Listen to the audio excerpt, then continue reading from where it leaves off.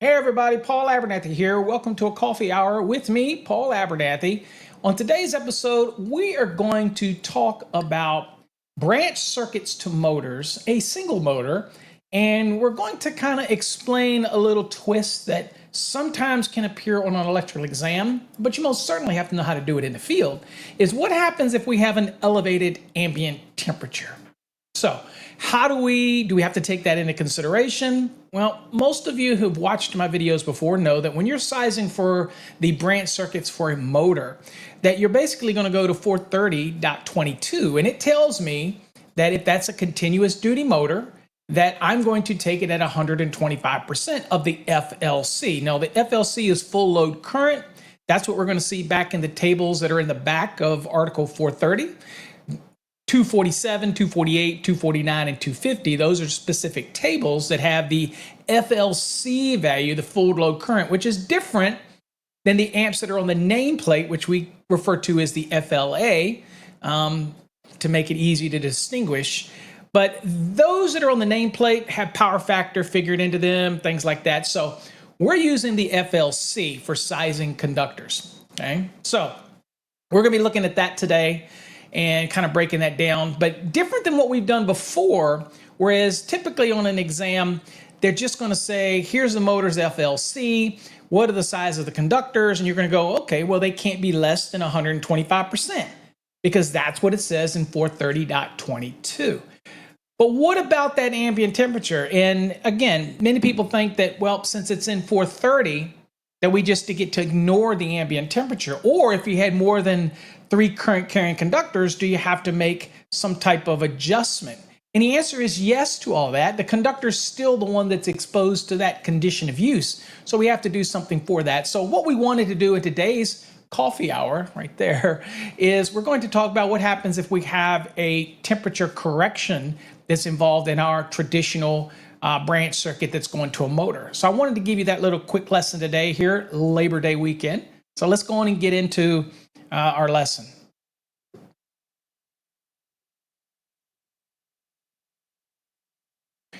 Okay, as we get into our lesson again, as always, you can post comments down whatever platform this video is being shared on. Also, don't forget at the top, you see that we're still running what we call the Friday sale, but we're running it perpetually, and that is 50% off our Fast Tracks 2 video subscription. That is a platform where you're going to see a lot of exclusive videos, a lot of content that's not going to be available on other platforms like YouTube and whatnot, that type of thing. So check that out. We'd love to have you subscribe to that platform. And if you're not a student of ours, check out right there, fasttracksystem.com. We've got courses on grounding and bonding and all types of other things to help you learn the National Electrical Code. All right, so we're going to do this lesson today. And so here's our question. A motor is at the end of a 25 feet of a conduit run that contains only 3 conductors at the expected ambient temperature of 115 degrees Fahrenheit. Okay, and we say 3 conductors. There's no neutral needed here, and it's using the conduit as an equipment ground, which is permitted by the NEC, whether you do it or not. In our example, it is. So we don't have more than 3 current carrying conductors, but there is an ambient temperature of 115 degrees Fahrenheit, which deviates from the 86 degree Fahrenheit or 30 degrees Celsius ampacities that are given in table 310.16 of the NEC. So we know we got to do something there, right? It goes on to say, what are the minimum size THWN copper conductors required to serve a continuous duty, design B, 25 horsepower, 208 volt three-phase motor. Okay, so we have all the variables here that we need in order to size these conductors. So the very first step that we should do is that before we even get into the ambience, we got to say, all right, I have to find the full load current. And in order to find the full load current, the first thing you're going to do is you're going to go to your National Electrical Code, and you're going to go back to the tables. And in this case, you're going to go to 430.250 because it is a three-phase motor. And you're going to go to the 208 volt column and drop down to the 25 horsepower value, and you're going to see that it is 74.8 amps. Now, I'm going to say that, but we're going to go look at it. So here we are in the NEC, and we're going to drop down to 250, table 250 right here, and I'm going to try to pop this out for you. All right, so this is what we got. So we're at 208, so this is the one we're working with. And we want to come down, and it's 25 horsepower, which is right here. So you draw your line over, and of course, we're drawing our line down. And that is where we get right there. So our FLC, full load current, and that stays consistent. That's why we use it for conductors. That's why we don't use nameplate here. We use the tables because regardless of motor changing, as long as it's this horsepower, then it's going to stay consistent, and we don't have to worry about sizing conductors too small. We stay consistent here. A motor might get more efficient, better power factor, all these type of things that could change the nameplate, but these values here in the table stay consistent. So that means that if there's a replacement of a motor or something, that we stay consistent with the conductor sizing, as well as the other rules that use the FLC, like the short circuit, ground fault protection, things like that. Okay, so there we go. So there's our 74.8 amps that we're going to be working with. Okay. All right, let's get back to the lesson. All right, so we established that. We're good to go. Now, same variables. Next step is we have to identify the proper temperature rating of the THWN copper conductor. Now, this is interesting because THWN, y'all know the T stands for thermoplastic, H stands for heat, W stands for wet, and N stands for nylon. Okay, so this differs from THHN in the fact that there's no W in there, and THHN has two H's. And two H's means high heat, means 90-degree rated insulation. One H means 75-degree rated insulation. Now, you're probably all familiar with the wire that you buy. It'll be THHN/THWN-2. Well, that -2 signifies that it is also 90-degree rated insulation, which is important when we're doing a ambient correction here later. But in our case, it's only THWN. So what that means is that it is only rated at 75 degrees C. And we can verify that, and we will go verify that. But that is going to be 75 degrees. So we do not get the ability to use the values, ampacity values in 31016 from the 90-degree column. Why? Because our insulation isn't rated for 90 degrees. It's only rated for 75 degrees. Okay, so that's important things to always remember in this. So we're going to go to 310.4a, and we're just going to verify what our rating of our THWN is. Okay, so let's just go back to the code, and I'm going to take us back. Bear with me here. I'll run us all the way back to 310. And then I'll get us in 310.4. Okay, hard to see this table, but you'll be able to see enough of it to be able to understand where we're at. So we're going to kind of go down the list here, and we're looking for THWN. There's THHN, there's THW, THW. There we go. THWN. Dry and wet locations, 75 degrees C. Now, see that -2 on there? That's 90. Significant. And to be honest with you, just on an exam would they pull this type of thing where they only rate it as THWN. In the real world, chances are it's going to be THWN-2, which again, that means that I have the luxury of using the 90 for adjustment or corrective purposes, that ampacity. At the end of the day, still can't exceed the rating of the terminations, which are in this case, is going to be 75 degrees C anyway, but it gives you more room to work with by being able to use a 90-degree ampacity than what we're going to be locked into, which is the 75. Okay. All right. So that kind of establishes that. So we know what we'll be working in. So we're obviously going to be right here in this 75. Okay. All right.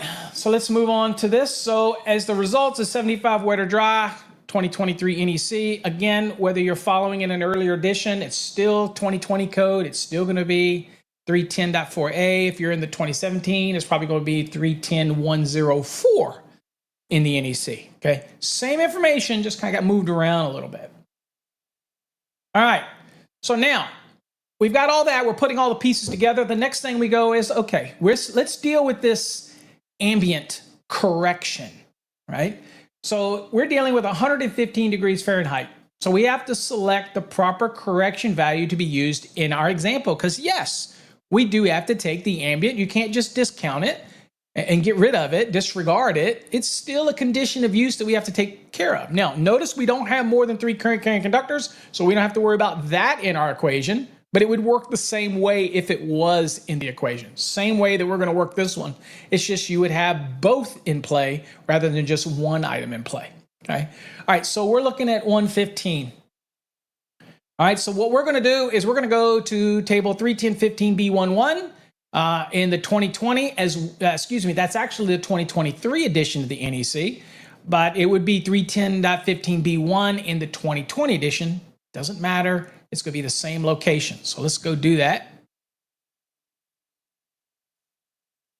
All right, so I'm going to go here and let's go to 310.15. And I'm going to get us down to, all right, so here's B11.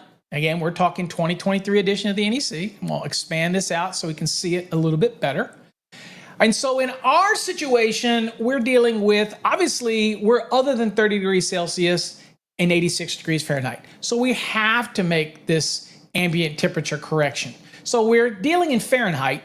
So we're going to go to the Fahrenheit column, which is right here.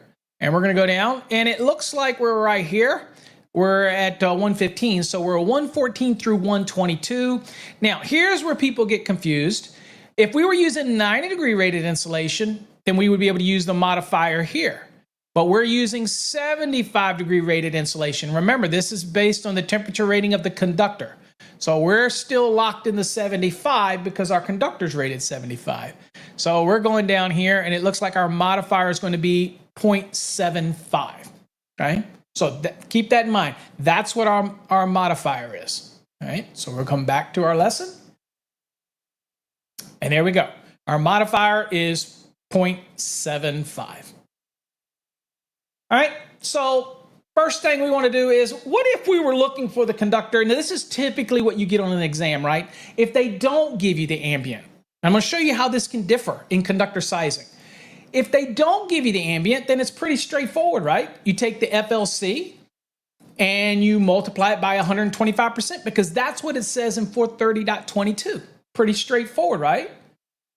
So, and it also says not less than 125% of the FLC. Could it be higher? Yes, it could be higher, but it's not to be less than 125%. That's what it says in 430.22. And we'll go validate that. So let's go to 430.22 just so we can make sure that we're covering all our bases here. All right. Let's see, 430.22 right here for a single motor. And this is what we got right here. Here's the language right here. It says conductors that supply single motors used in a continuous duty application shall have an ampacity of not less than 125% of the motor's full load current rating. Okay, so whatever happens, even after we do some adjustments or corrections, we still have to have a conductor with an ampacity value that is 125% of the FLC. So no matter what we do, it can't be less than 125%. The conductor's ampacity can't be less than 125% of the FLC. And as you saw earlier, we already know what the FLC is. So easy peasy for us to start working this. So I wanted to validate that in 430.22. Okay. All right. So if you remember, it was 74.8. That was our FLC, and we're going to multiply that by 125% because that's what it tells us in 430.22. So I'm going to do it here just to make sure our math is right. And that gives me 93.5 amps. Okay, so I have to have a conductor that has an ampacity under the 75-degree column because we're working with the limitation of the conductor, which is THWN. I have to have a conductor that's at least 93.5 amps. Now, on an exam, if they don't ask you about the ambient or there is no adjustment for a number of current conductors, then it's simple, straightforward, right? Then you would just go to the 75-degree column and you would choose a 3 copper, which is good for 100 amps. Easy peasy, right? Okay, that's probably what you'll get a lot of times on your exam. But what if, and in our question, we have an ambient we got to take into consideration? Must take it into consideration. All right, so that means that if we were to take that 100 amp conductor, which a 3 is good for, and now we use the multiplier for the ambient correction against that, what would that give us as an ampacity? Well, 100 multiplied by 0.75 will give me a conductor that's only good for 75 amps. Well, that's less than the required 125% conductor sizing based on 430.22. So we already know that's not going to work for us because of our condition of use, okay? So just remember the two. On an exam, if they don't ask you for the ambient and they don't say anything about more than 3 current conductors, this is it right here, straightforward. Now, of course, also, this actually came from, this is NEMA. It shows the different designs, different motors, and all this type of designs and all. All this stuff's available from NEMA, but you can also get it from what's called the engineering toolbox as well. If you're interested in seeing the different ratings, the different designs, all the stuff, you can even screen capture this if you're interested. This kind of just shows you some of the design. All right, back to our question. All right, now that we have the ambient, we're going to work this thing how it's supposed to be worked. So that FLC is 74.8 amps. We're going to multiply that by 125% because we know that that's our starting value. We can't be less than that. And then we're going to use division to go up and look for a conductor. We use division at this point to go up. Now, once we have the final number, we can use multiplication to check our work, but we're going to use division to work our way up. So in this case, it's 74.8 amps times 125%. I'm going to do that with you here. So 74.8 times 1.25. That is 93.5, which we've already done. And I'm going to divide that by 0.75. And that gives me 124.66, which we're going to round to 125 for simplicity's sake, because that .66 ain't going to do us much good. All right, so 125 amps. So now, we would now go where? We're going to go to 310/16, and we need to go to the 75-degree column because that's our terminal limitation. I mean, that is what our conductor limitation was because we didn't use 90-degree rated conductors. We used 75. So let's go to the code really quick. And I'm going to go back to 310/16. And let's get to the ampacity table. I'm going to throw this up on the screen as big as I can make it. All right, so we're in copper, so we're good. And we need to come down here and find under column, 75-degree column here. We need to find a conductor that can handle 125 amps. All right, well, it looks like it's right here, and that is a 1 gauge, which is 130 amps. Okay, so how do we check our work to make sure that after the ambient correction, this conductor is now worth 130 amps. After the ambient, are we still going to have enough to be at least 125% of the FLC, right? So let's see what that is. So let's do this. So let's do the 130. Now I'm going to use multiplication because we're looking going down, time 0.75, and that equals 97.5, right?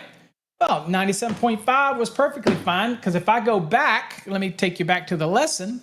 So we have 97.5 conductor, And if we scroll back here real quick, we see we needed to have a conductor that at least handled 93.5. So obviously 97.5 is good enough to be able to handle it. So boom, boom, boom. So that's it. So to answer that question, conclusion, 430.22 says the branch circuit for this motor has to be at least 125% of the FLC. Now, even after the adjustment or corrections, oh, and by the way, if I had, people ask me this, let me go back real quick. If I had a number of current carrying conductor equation in this as well, then it would have been simply 74.8 times 1.25 divided by 0.75 divided by whatever that adjustment would have been, whether it's 80%, 0.80, would have been the same scenario. And I can show you that. Let's just say it was 80%. So I go 74.8. I'm going to multiply that by 1.25 equals 93.5 divided by 0.75 equals 124.16 divided by 0.80, 155, and we would have had to go and find a conductor that's good for 155 amps. All right, and then after the adjustment and correction, we would have been making sure that we had a conductor again that was at least 125% of the FLC of the motor. So we're meeting the rules in 430.22, and we're adjusting or correcting accordingly to make sure that we're not going to be causing any problems to the conductor or the insulation of that conductor from heat buildup, things like that. Make sense? Okay, so that's how we equate it, and it's pretty straightforward. Either way, the way we did it, the size of our conductor is going to be 1 gauge copper instead of 3 gauge. Why? Because we had to take into consideration the ambient temperature, okay? So now if we were to look at this from a illustration point of view, remember what I said, if we did not have any ambient temperature in this equation, so now I tell you this one because of being ready for exams, okay? If there was no question about ambient temperature or number of current carrying conductors exceeded 3, then it's pretty straightforward, right? 74.8 amps came from the table. Then you apply the 125%. So that's, and ignore the A there because it's not A, it's just 430.22. So 74.8 amps times 125% is 93.5. Remember, small conductor rules don't apply to motors. We get that advice from 240.4G. It's referenced by 240.4D, which is the small conductor rules. And then we go to 310.16 and we find a conductor under the 75-degree rating, and it was 3. That's all you do if that's what the question is. But ours was obviously a little different because we had the 115 degrees Fahrenheit thrown in. So we can't be smaller than 125% of the FLC. So same thing applies. The only difference here is 74.8 amps times 1.25 divided by 0.75 is the 244.66. We're going to round that to 125. And we go to the 75-degree column, and we have to find a conductor that can handle the 125 amps. And of course, our 1 gauge is good for 130. And we can use multiplication to verify that by simply taking the 130, multiplying it by 0.75, and you'll see that we have a conductor that is, I believe it was 97.5, easily can handle the requirement in order to be able to handle that conductor's ampacity at 125, the FLC at 125%. We were okay for that application, all right? Does it make sense? 97.5 is greater than 93.5. That conductor is perfectly fine, but we had to jump up to a 1 gauge to make that happen. So some takeaways from today's lesson. Make sure you always read the question. Remember that small conductor rules don't apply when it comes to motors. Remember, when something says at least, that's a minimum. Okay, so when it comes to those motors branch circuit, it says has to be at least 125% of the FLC. At least, remember that. In most electrical exams, they're probably not going to have a condition of use like more than 3 current conductors or an elevated ambient, but you know how to do it now, so you'll be prepared for that if you have to. Also, remember, in our equation, voltage drop did not play a role. People want voltage drop to play a role in motors all the time, but you remember motors have overloads. So even if it was a condition, it's not going to overload the conductors. So now, should you take voltage drop into consideration? That's a very prudent thing to do, but it played no role in this exam question. And typically, even for these applications in the NEC, voltage drop is a recommendation, it's not a requirement, okay? Except for sensitive electronic equipment and fire pumps. Other than that, it's just good electrical design, that type of thing. But again, on an exam, they should not mandate you to do voltage drop because it's not a mandate in the NEC, unless it's those conditions I just said, fire pumps in a sensitive electronic equipment, all right? So there you go. That's pretty much all you need to know to answer those single motor branch circuit questions, right? If you really want to learn the National Electrical Code, we recommend you get into a good NEC structured program like our Fast Tracks program. You can watch videos on our program to see how it is on our website. The URL is right there. Check it out, fasttracksystem.com. Also, remember, you can get 50% off Fast Tracks Tube. It's going to be blowing up. Y'all all are aware that our new studios in Virginia, we're going to be doing videos weekly, multiple videos, a lot of training, and we still got stuff we're releasing for the rest of this year. Check it out. Best value, cuts the price in half, and you also get access to the Wednesday night sessions every 2 weeks by being a member of Fast Tracks Tube as well. Even if you're not a student, you can come to the Wednesday nights and join in and learn something in the process. So, hopefully you got something out of it. Very quick video explaining ambient temperature correction and how you would apply it and how to do the calculation even if that wasn't a condition. It's pretty straightforward. It can't be less, the conductors for a single motor can't be less, a continuous duty motor can't be less than 125% of the FLC. You do not use the nameplate amps when you're sizing conductors, okay? All right. Hopefully you got something out of this, folks. Till next time, thanks for joining me on a coffee hour. I guess it wasn't an hour, but hopefully you got something out of it. Till next time, stay